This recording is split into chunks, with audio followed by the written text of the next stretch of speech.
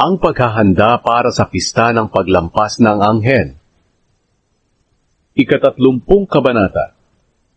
Nagpadala si Hezekiah ng mensahe sa lahat ng mamamayan ng Israel at Huda, pati na sa mga mamamayan ng Ephraim at Manase. Inimbitan niya sila na pumunta sa templo ng Panginoon sa pagdiriwang ng pista ng paglampas ng anghel, bilang pagpaparangal sa Panginoon, ang Diyos ng Israel.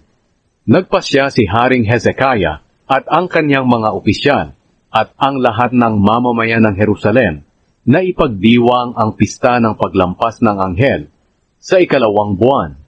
Dapat sana'y gaganapin ang pistang ito sa unang buwan, pero kakaunti lang ang mga pari na naglinis ng kanilang sarili sa panahong iyon at hindi nagtipon ang mga tao sa Jerusalem. Nagustuhan ng hari at ng lahat ng mamamayan ang plano na pagdiriwang ng pista. Kaya nagpadala sila ng mensahe sa buong Israel, mula sa Beersheba hanggang sa Dan, na dapat pumunta ang mga tao sa Jerusalem sa pagdiriwang ng pista ng paglampas ng anghel para sa Panginoon, ang Diyos ng Israel.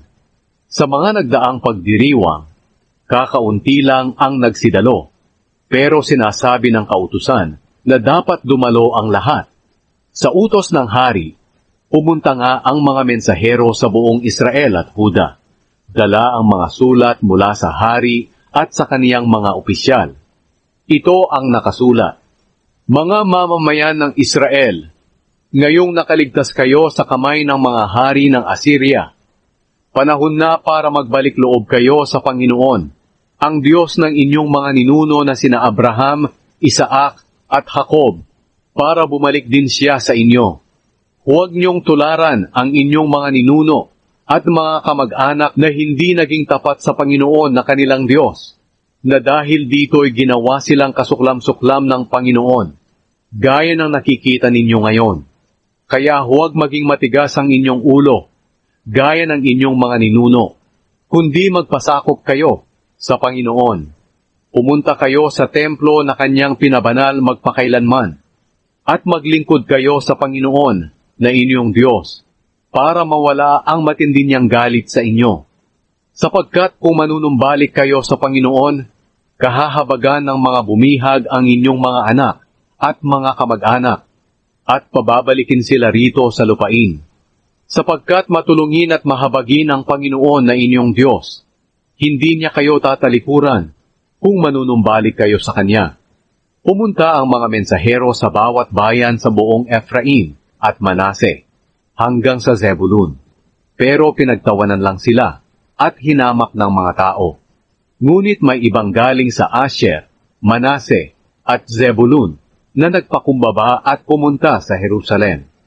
Umilos din ang Panginoon sa mga taga-Huda para magkaisa sila sa pagtupad ng utos ng hari at ng mga opisyal, ayon sa utos ng Panginoon.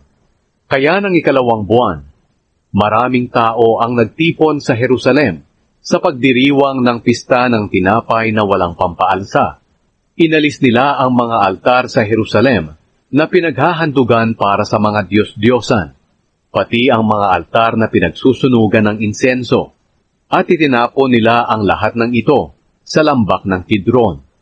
Nang 14 na araw ng 2 buwan, hinatay ng mga tao ang kanilang mga tupa para sa pista ng paglampas ng anghel.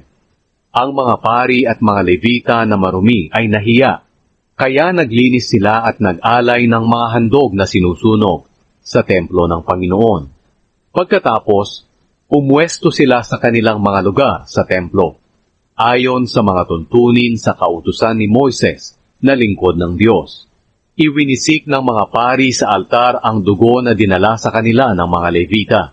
Dahil marami sa mga tao roon ang hindi naglinis ng kanilang sarili, ang mga Levita ang siyang nagkatay ng tupa para sa kanila upang maihandog sa Panginoon. Karamihan sa mga pumunta na nagmula sa Ephraim, Manase, Isakar at Zebulun ay hindi naglinis ng kanilang sarili, pero kumain pa rin sila ng inihandog para sa pista ng paglampas ng anghel, kahit labag ito sa kautusan. Ngunit nanalangin si Hezekiah para sa kanila. Sinabi niya, "O Panginoon, sa inyo pong kabutihan, sana'y patawarin niyo po ang bawat tao na nagnanais na dumulog sa inyo, ang Diyos ng kanyang ninuno, kahit hindi po siya malinis, ayon sa mga tuntunin sa templo." Pinakinggan ng Panginoon si Hezekiah at pinatawad niya ang mga tao. Sa loob ng 7 araw, ang mga Israelita na naroon sa Jerusalem ay nagdiwang ng pista ng tinapay na walang pampaalsa, nang may malaking kagalakan.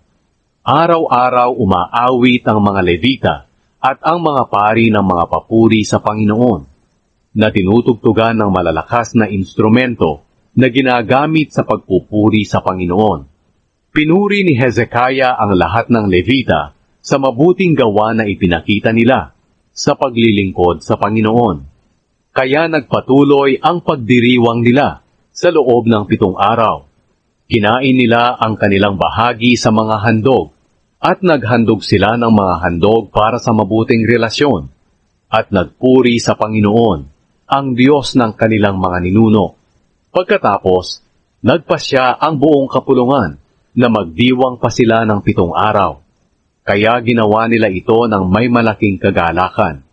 Nagbigay si Haring Hezekiah sa mga tao ng 1,000 toro, 7,000 tupa at kambing.